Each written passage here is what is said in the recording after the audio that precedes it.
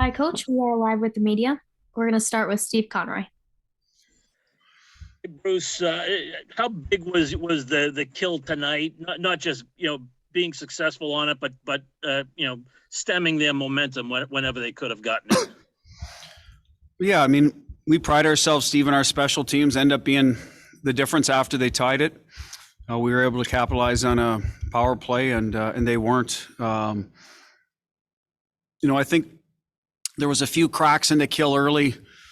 They made some plays through the seam and into the bumper that we adjusted on. Did a better job taking those away. So, I mean, that's part of the chess match with special teams. And I thought our coaches did a good job adjusting between periods and making sure we didn't give them those easy looks. So, face off, it always starts there with a good kill.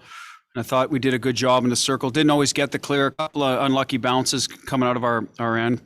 But that was better as well.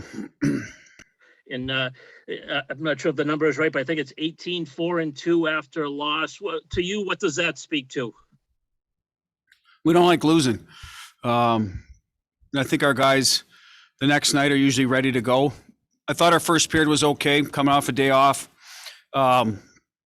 They had good jump. We kind of battled back after a few early chances, and we really found our footing in the second period.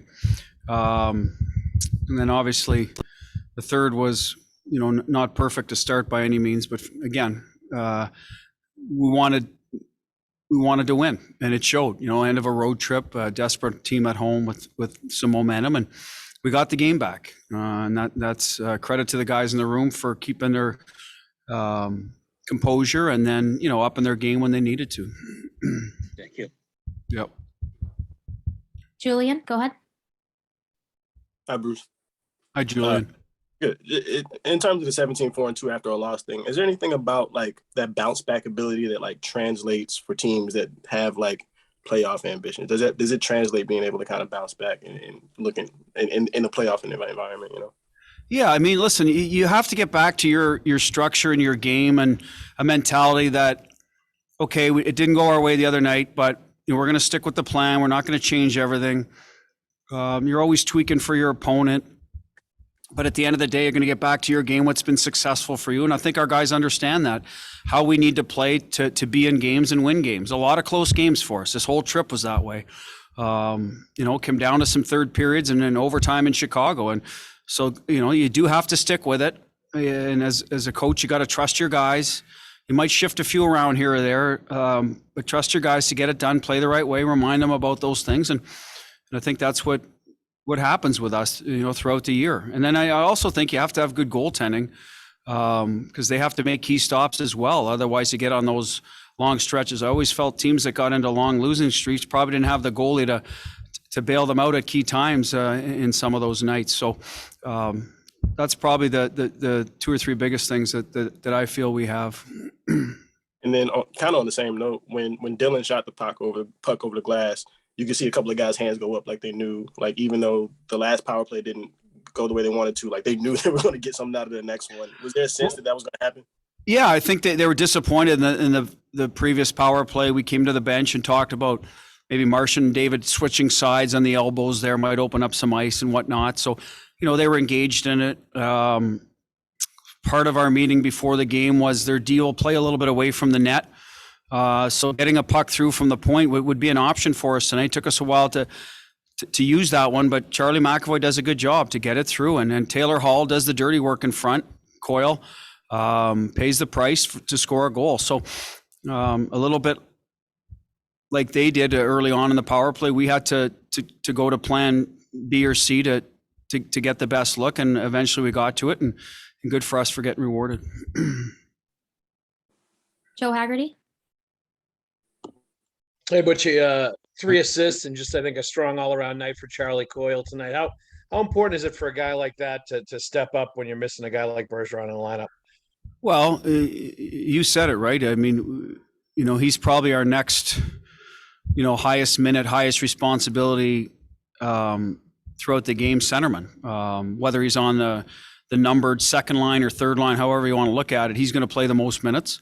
I think he understands that and relishes, those opportunities and responsibility. And I think he's doing a really good job, Hags, pulling that that line along and playing the way they need to in the offensive zone. Like the goal Freddie scored, we had talked about getting to the interior against Winnipeg. They have some smaller D, a couple of really big ones, but some smaller ones. And statistically, they don't defend the slot that well for whatever reason. So get inside there. And Charlie started that. He got inside, even though he lost the puck, and he was heavy in there. And, Freddie kind of cleaned it up, and that kind of got us going for those types of goals. And I know that, Jake and Marshy scored a nice one off the rush, but the rest of that period, we kept playing inside. We didn't score again, but we really tilted the ice in our favor, which allows our D to rest. So credit to Charlie for getting the ball rolling on that one.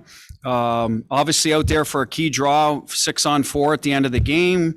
Power plays into Bergie's spot, so helps in the bumper on the last goal. So yeah, I mean, he did a lot of what Bergie would have done for us tonight, and good for Charlie. I mean, he takes a lot of pride in his work, and happy to see him get rewarded. And what did you think of Studnicka's game tonight? I thought he was good. He got hit a couple times, bounced back. He started the breakout on Marsh's goal by being in the right spot, Hags. He's underneath. He's not cheating and leaving the zone early. Some of his habits before, we would have had to remind him about that. So clearly he's corrected that down in Providence. And as a result, is in the good spot, whether we win the puck back or not, we do. Jake does a good job going out to the point. So I like that part of his game. I thought he was moving well through the middle of the ice, shot when he was supposed to, kicked it out to the wingers when he was supposed to. So, good for him. We need that. As you said, with Bergie out, other guys have to step up. We're not going to lean on Jack for everything, but he's going to, get his minutes. I don't know what they turned out tonight, but he was playing in different situations. So good for him, playing with good players, did his job well, and should get another opportunity in Montreal. We'll see how Bergie's doing, but was happy for him. We'll do one more for Scott McLaughlin, and then we'll go to Russo. Hi, Bruce. Flipping Holla and Nosek tonight. What went into that? What did you want to see there? It just seems like Holla and Pasta in Minnesota got a little frustrated the other night. I'm not putting that on Eric. I don't want to break those two up. So moving a center around sometimes gets one guy excited. I thought Eric did a really good job actually with Fliggy and Foligno and Laser. They were a good forechecking down low line, even though they didn't hit the score sheet. It helped us a lot in the second period, steady our game and tilt the ice. And Nos gets a chance to move up, made a few plays. A couple other instances he needed to be stronger on the puck, so we'll address that. But that was it, just to give the guys a different look on the wings, and then maybe get a couple centermen going again by playing with some different players, and we'll see how it plays out in Montreal. But it worked for us tonight, I think, in spots. But we'll see. We'll see how our lineup looks then if we go back to it. Thanks, Coach. Yep.